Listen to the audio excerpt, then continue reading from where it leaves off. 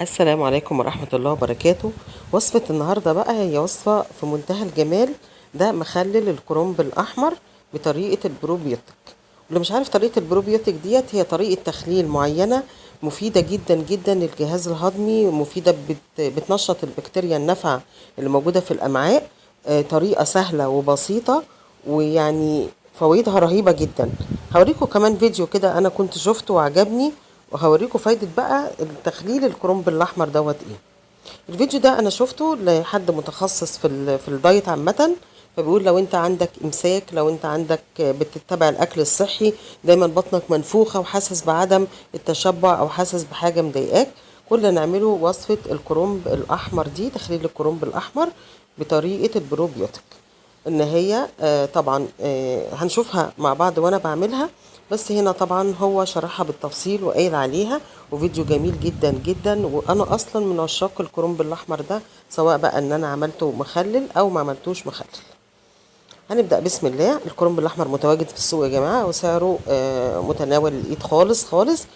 في مثلا واحدة ممكن تلاقيها ب10 جنيه، وواحدة هتلاقيها ب5 جنيه لو صغيرة شوية.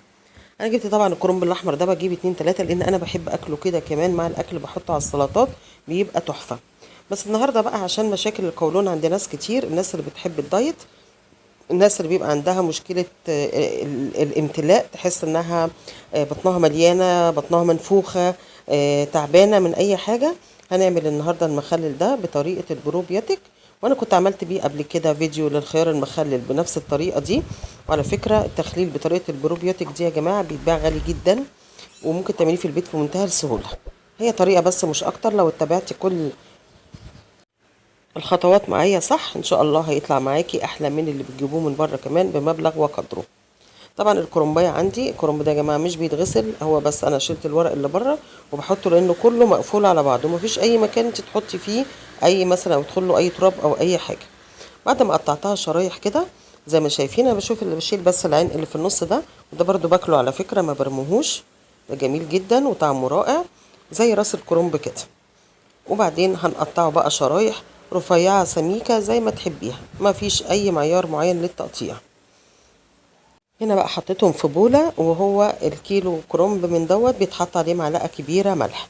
انا بحب الملح الخشن طبعا، ما بحبش الناعم في المخللات عامة، يعني هو الملح الخشن اللي بيكون مناسب قوي.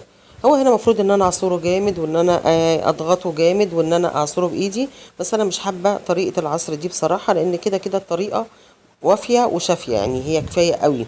انا هنا بس زودت نص معلقه لان كنت زودت حبه كرنب كمان عن اللي هو الكيلو. بقلبه بقى كويس قوي وبضغطه قوي، انا بخبط عليه بالمعلقه كده او السباتيولا. وبعدين هجيب برطمان ازاز معقم، والطريقه دي لازم يكون فيها برطمان ازاز، ما ينفعش البرطمان البلاستيك باي حال من الاحوال. هحط بقى رز الكرنب فيه كده واحطه، وطبعا انتوا شايفين ان هو كتير ومش هيجي في قلب البرطمان ده، لكن لا هيجي كمان وهيفيد منه مكان، لان هو هيدبل قوي ويكش وحجمه يقل، وهيملى البرطمان ويبقى زيادة عليه كمان. هنا بس كل ما احط حبة بضغطهم، وطبعا الملح ما دبش فباخد شوية ملح وبحطه عليهم وهكذا. طريقة البروبيوتيك يا جماعة، او التخليل اللي هو العضوي، او التخليل اللي هو الاصلي بتاعنا، اللي عشان ينشط البكتيريا النافعة في الامعاء، بملح بس، ما يتحطش اي حاجة تانية، ملح ومية. هنا كمان في الاول كمان مش هحط مية، انا هحط عليه الملح واسيبه هو ينزل المية بتاعته خالص قبل ما ازود له مية. يعني ما تحطيش ميه في الاول وما تقلقيش منه خالص، لا مش هيجرى له اي حاجه ولا هيبوظ ولا اي حاجه خالص. مجرد الملح عليه ويتحط وهقفل عليه. بس قبل ما اقفل عليه هجيب كده مج صغير عندي وضغطته، حطيته كده عشان اضغطه ورحت قافله عليه، علشان ان هو يدبل بسرعه، او عشان ما يطلعش فوق ويدبل وينزل في البرطمان.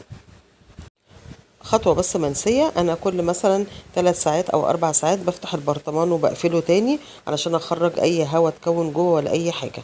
وبعدين يعني أما مر كده تقريبا حوالي 5 ساعات، حطيت له مية بسيطة جدا، وهو ما شاء الله نزل المية بتاعته. شايفين بقى هنا لما استوى ما شاء الله اللهم بارك، طبعا مقرمش جدا جدا كأنه صابح، كأنه مش مخلل. لكن أنا بس للأسف مش بحب أبدا خصلة ان انا اكل او اسمعكم صوت الاكل انه مقرمش في قلب الفيديو دي، انا مش بحب الحركه دي خالص، عشان كده ما بعملهاش. لكن هو ما شاء الله ممتاز، مفيد جدا، وطبعا اللون الاحمر الجميل اللي شايفينه دوت مفيد للدم جدا، طعمه رائع. استخدمه بقى مخلل، احطه في سلطات. انا ممكن اعمل سلطه طحينه واحط حبه صغيرين السلطه الخضراء كمان واحطها عليه، بيكون طعمه ممتاز جدا وحاجه مفيده جدا للامعاء، خاصه لمرضى القولون، تبقى مفيده جدا جدا ليهم. لو عجبتكم الوصفه ما تنسوش اللايك والشير والكومنتات الجميله اللي بتسعدني، وارجو ان انتوا تجربوها عشان هي فعلا مفيده جدا جدا للدم ولكل حاجه ورائعه. اشوفكم دايما يا رب على الف خير.